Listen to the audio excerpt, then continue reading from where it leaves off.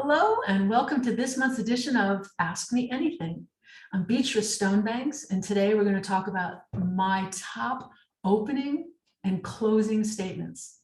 Heading into a closing conversation with a prospect can be nerve-wracking, to say the least, no matter how impressed they seem during your demo or when you present your proposal or how enthusiastic they are.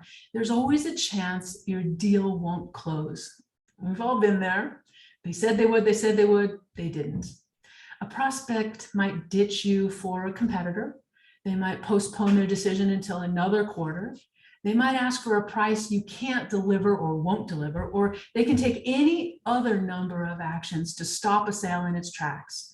While closing a deal rests heavily on the quality of your offering, your products and services, how well you've executed your sales process up until that point. The closing phrase you use is also a key factor, and that extends beyond the closing sentence or question you go with. Your tone of voice, your language throughout the process all have an impact as well. But for today, we're only going to talk about the opening and closing statements, the bookends to the sale. Right away, I'm going to share my 3 favorite opening statements and my 3 favorite closing statements. You're here for the meat, right? That's what clients want to give it to them right away. Here are my 3 favorite opening statements. 1, what would it take to earn your business? Very straightforward, very simple. I have a collection of about 50 statements that I've used over 35 years. These are my 3 favorite opening statements with extraordinary data of success behind them. What would it take to earn your business? And then, like all 3 questions, be quiet. Even if there's a long, silent pause, let them think and answer the question. The second favorite opening statement, what are you looking for in a business development consultant? What are you looking for in a CPA? What are you looking for in a productivity expert? What are you looking for in a marketing expert? What are you looking for in an engineer? Insert your specific area of expertise. Ask them what they're looking for. They're going to tell you. I want the lowest price, pass. Don't even waste my time any further. I want, insert the blank. They're going to tell you. What are you looking for in a, insert your specific area of expertise.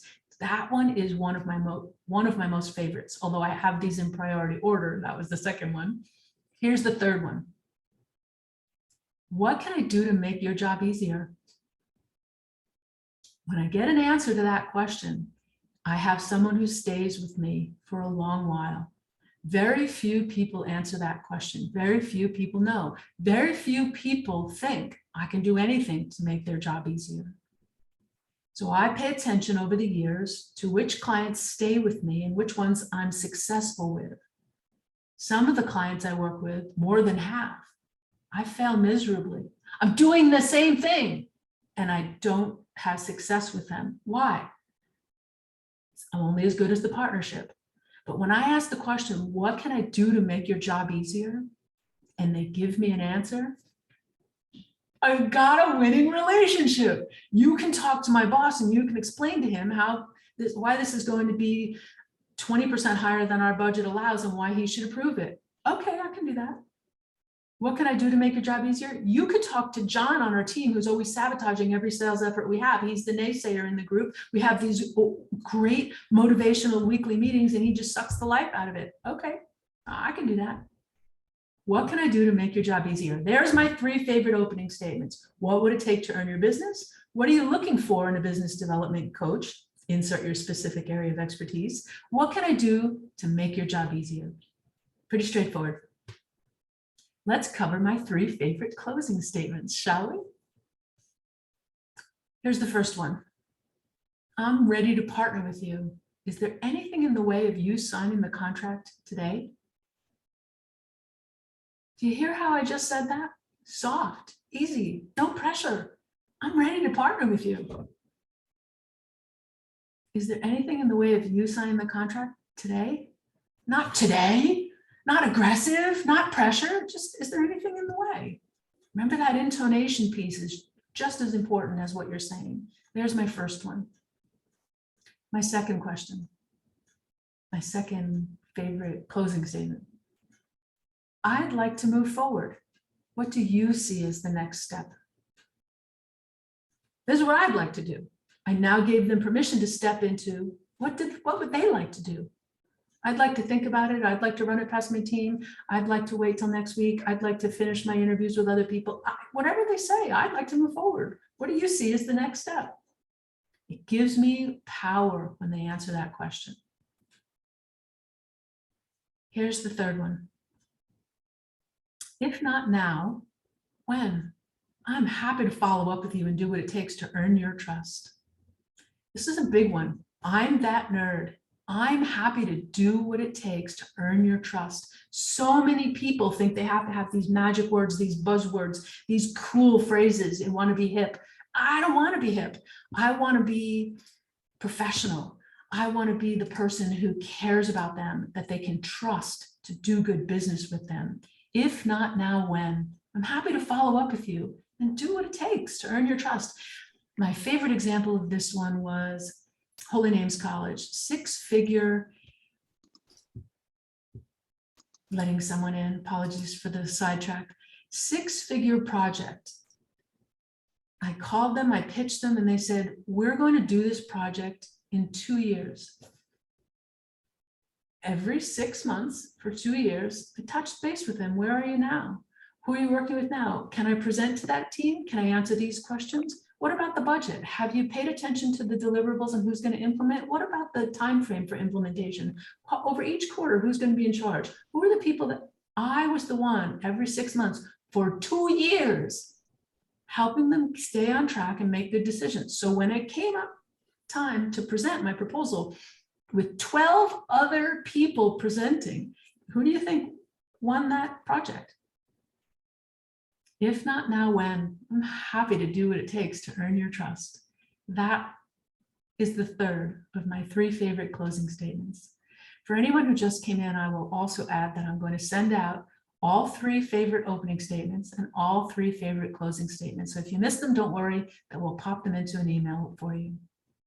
The last piece I want to add in here, now that I've given you the juicy tidbits, are what are called PSS, Professional Selling Skills. PSS is a training I took more than 10 years ago. I've done Miller Heiman, a gazillion sales trainings. I loved PSS because they did an enormous amount of role play. No one wants to be the one standing in front of the room doing role play, but they made us do it. I had no choice, and it ended up being absolutely actionable. So I'm going to share with you those 4 pieces so that here's the first one. If they question your price, it means they don't see the value. Have a list of your value adds. Tell them why your price is higher. I tell people all the time, I'm not reducing my rate. I'm not the cheapest. It's okay. Here are some other people you can work with. If they question your price, they don't see the value. Have a list of your value adds ready for them so they can weigh it and say, yeah, I do want those extra things, or no, thanks. Thanks for telling me in advance. The second one, if they question your product, they don't see the fit. So make a list of the pros and cons for them. I am that nerd in a meeting that will pull out a piece of paper, draw a T, and write pros and cons and ask them to list them. And I'm the one who fills in the cons. It establishes trust. But if they question your product, they don't see the fit. Make a list of the pros and cons for them. We aren't looking for 10 out of 10 here. We're looking for 7 or 8 out of 10. And I say that too. I'm not going to be perfect for you. Let's make sure I have most of the things you want. That's number 2. The third, if they question your service, it's too good to be true, or they've been burned before, ask them why they are skeptical. Let them put that into the space so they're heard. And then offer testimonials and references. Have them ready to hand them. Email them. I have a standing list of references. Call them all. Talk to any single one of my clients. I don't care. Go. You do your homework. Check it out. Make sure you're ready. Have them ready. Testimonial and references helps offset that they're questioning your service because they're skeptical. And the last one, If they question you, they have a trust issue. Remove yourself from the equation. I say I think 90, 100% of the time, it doesn't matter if you like me. I don't care if you like me. Am I effective? Am I going to get the result you're looking for? Because I can tell you, most clients, they don't like me much in the first 90 days. I'm driving to performance. I'm driving to deadlines. I'm driving to deliverables. I'm getting the results. It doesn't matter if you like me. Of course, I'm going to be respectful. Of course, I'm going to be kind. Of course, I'm going to have compassion if you're challenged with the deadline. Maybe we'll move some of them. But I care if I'm effective. So if they question you, they have a trust issue. Remove yourself from the equation. It doesn't matter. There you have it. Those are my 3 favorite opening statements, my 3 favorite closing statements, and the PSS, professional selling skills. If they question your price, if they question your product, if they question your service, or if they question you, you have a compliment ready to go. I will pop all of that into an email for you. I will also add an additional 50 closing and transition statements that I have used every single one of in different scenarios. I'm adding an extensive list I've used for years, the Columbo close, the puppy dog close. It's a million of them. Have fun with it. There are closing techniques in here for everyone. I'll send them out. Thank you for joining me this month. I have absolutely loved recording this. I always do. And I'm going to stop recording now. See you next month.